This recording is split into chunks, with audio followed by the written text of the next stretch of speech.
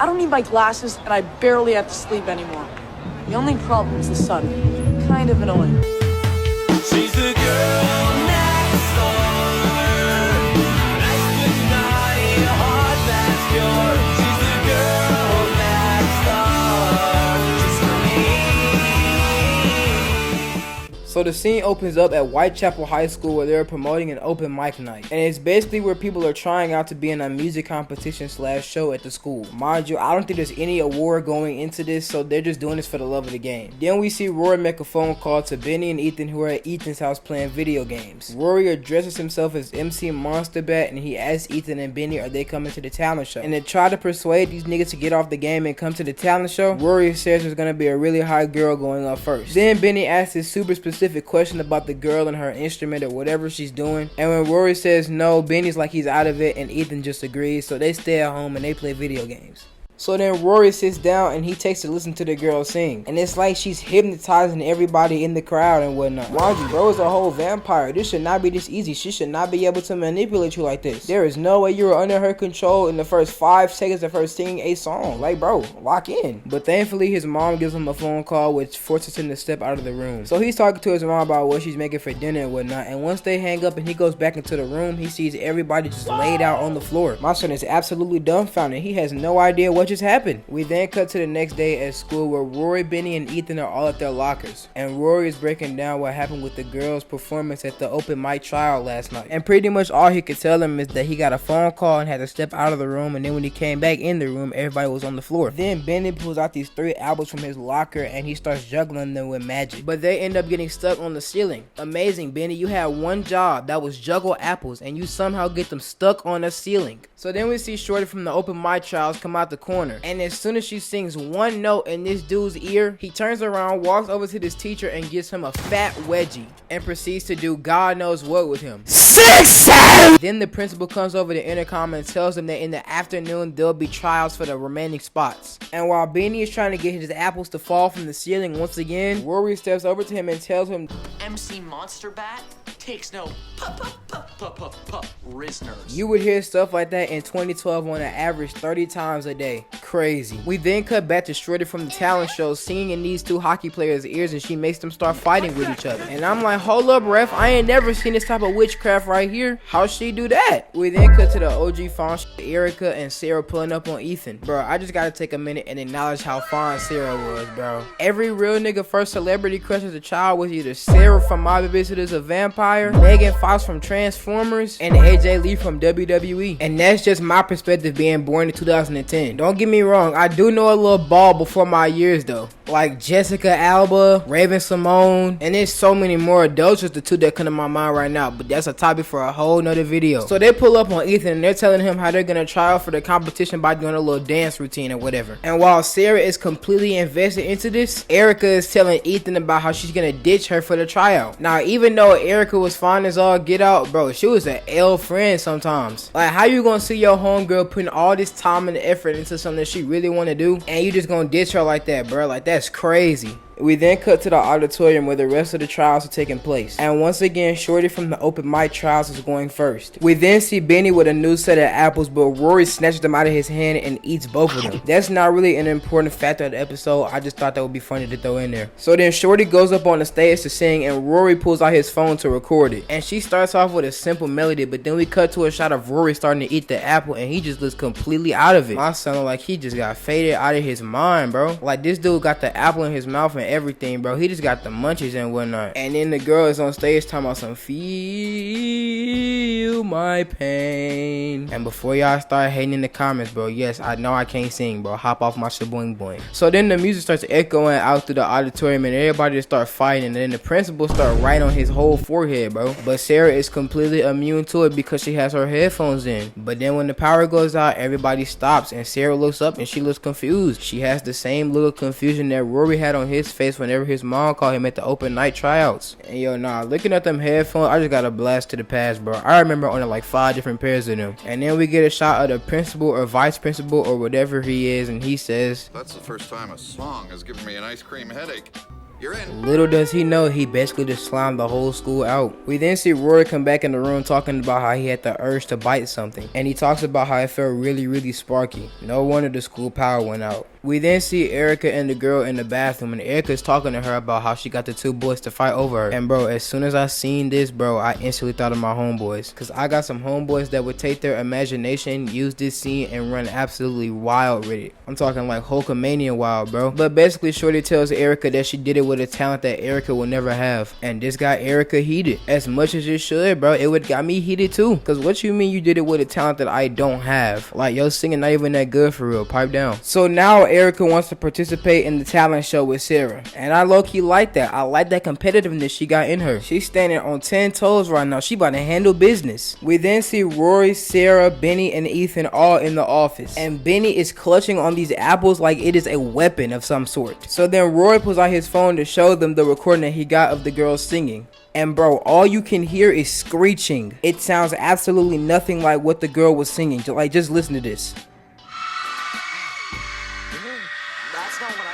So then Rory takes his phone away and he says there might be something wrong with his phone. But then Sarah's like, nah, it's something wrong with Shorty. And bro, her name is Serena. Whole time I knew her name started with an S, I just couldn't think of what it was. So all four of them leave the office and they're walking and talking in the hallway. And they come to the conclusion that Serena is a mermaid. And the plan that Benny comes up with? We just need to splash some water on her and see if she grows fins.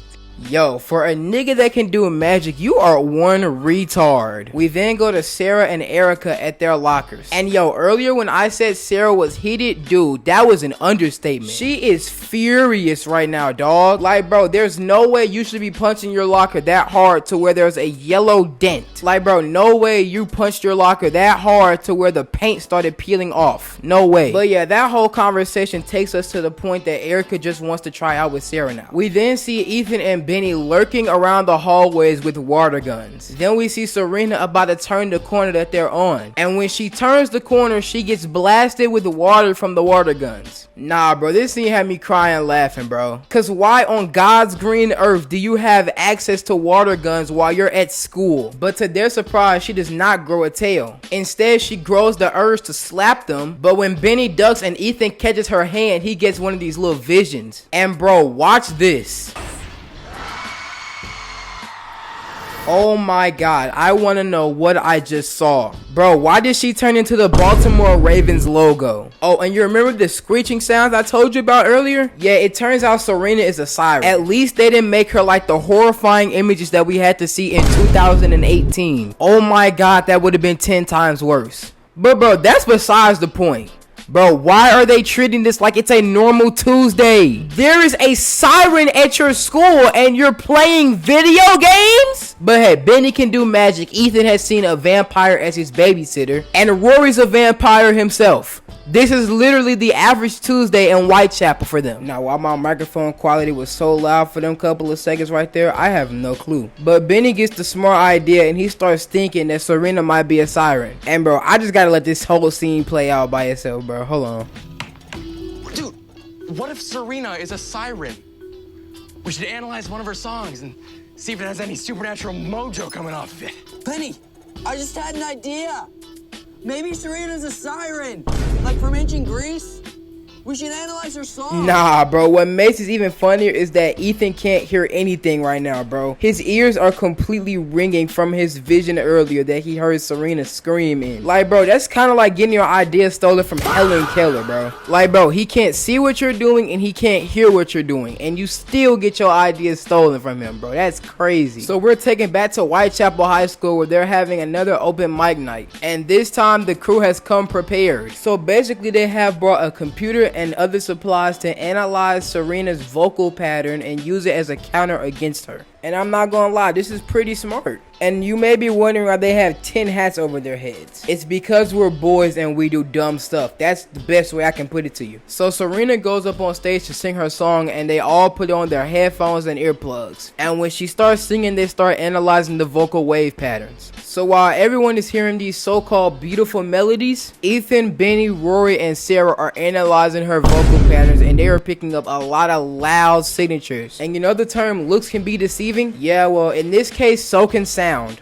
And then when this random guy tries to attack Ethan from behind, Sarah pulls Ethan to the side and punches the dude and breaks whatever this was that he had in his hand. But in the process of her pulling Ethan to the side, his headphones came off. And he heard a singular second of that song and he started tweaking. He grabs a jar of whatever this is and is about to smash it over one of their heads. Thankfully, Sarah comes in clutch once again, and she hit my son Ethan with a clean right hand. She cocked it back and everything. And then Serena stopped singing like nothing ever happened. So now we back at Ethan's crib and they're analyzing the vocal wave patterns. Bro, I can't tell you how many times I've said the same thing in the past minute and a half. And they're using Rory as a test subject. And what Ethan does is kind of smart, low-key. He plays some classical jazz music at first to study the brain pattern when that's going on. And it's calm, it's chill, it's laid back, the normal wave pattern of a brain. But then when he plays as so much of a snippet of Serena's song, he starts wanting to bite his hand off. And so then after a very weird conversation about nerds and geeks and old-timey stuff, Ethan, Benny, and Rory come up with the music group named MUSATRONICS. And the next day they try out for the musical. And bro, I gotta let y'all hear the song, bro. This is too funny. You, me, never and always, baby. Maybe together, love, kiss, hurt, pain. Say, go to sun and rain. Stop. And since it's the last spot on the show, they get it and they're in. Then Sarah and Erica come in the room trying to bust a little move, but they too late. The last spot was taken by the MUSATRONICS. And hey, low-key, that's low-key a tough name, bro. I listen to their music. Now let me stop. I'm lying out of my mouth. Alright, so we're gonna time skip a little bit. It's the night of the talent show and everyone's here and everyone's ready to see what's gonna happen. Mind you, like I said earlier in the video, there is no prize up on the line, so they're just doing this for the love of the game. Some people probably gonna embarrass themselves and then, you know what I'm saying, we gonna have people get hypnotized and start fighting each other. But hey, that's just Whitechapel. And we got Benny's grandmother and Rory's mom in the crowd. So the MUSATRONICS made their entrance on the stage like this is WWE WrestleMania or something. Like, bro, just look at these flamboyant costumes they have on. Like, bro, Benny's costume takes the cake, bro. Because why do you have on a striped shirt with a cape under it, bro? That got it. I ain't gonna lie. So they start performing their song, and yes, I'm gonna let y'all hear it, bro.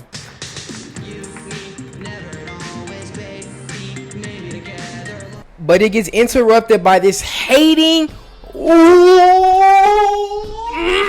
things I want to say right now, but I'm not going to. Like, bro, you just interrupted absolutely peak music just to hate. I hate people like you. How about that? But then we go back to the stage and Rory out here freestyling. Hold on. After dinner that you're waiting for, the flavor gets your feet tapping on that floor.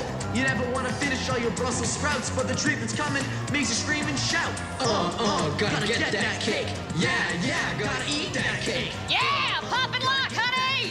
Come on now, who wants some cake? I want some cake. Them boys was cooking. And then Rory started hitting the worm just to make the performance 10 times better, bro. Oh my goodness. But then here comes Serena the Siren absolutely going ballistic. Like right here, she sounds like a slave owner, bro. I don't know if I'm gonna get demonetized for saying that, so YouTube, I apologize. Please do not ban me or give me a strike. I gotta let y'all hear what she says, bro. Hold on. These people are mine! Bro, let there have been an old black woman in the crowd. I swear that was not flying. Better yet, even let Sarah be on stage and let her hear it. I promise you, she gonna sing all 32 teeth into the bite. I like her to sing all 32 teeth into me. But yeah, then she goes on her whole "these people need to feel my pain" speech, and then she proceeds to start screaming her lungs out, bro. And because Erica was stupid enough to not have her earplugs in, she heard the song, and now she on full demon time, bro. She on full vamp Cardi hour. Meanwhile, back on the stage, Serena is quote-unquote serenading these people with her song, and from out of nowhere, Erica just grabs a boombox and she throws it at Benny, Rory, and Ethan.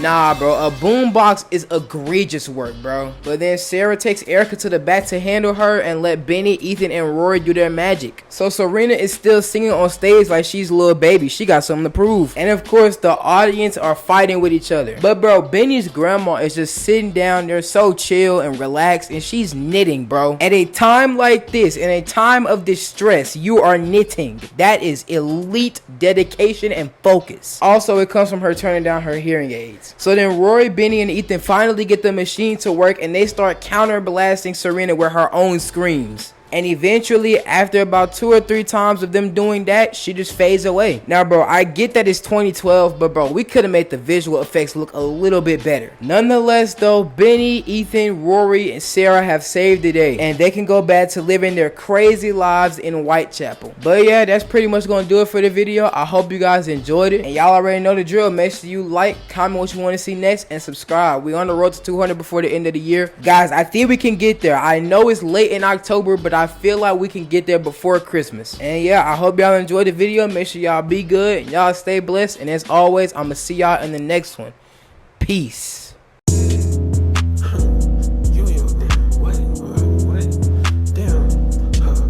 Yeah, shit. BBL, she playing. I might go settle in. I had it settle in. Made notes of my residence. Package on here.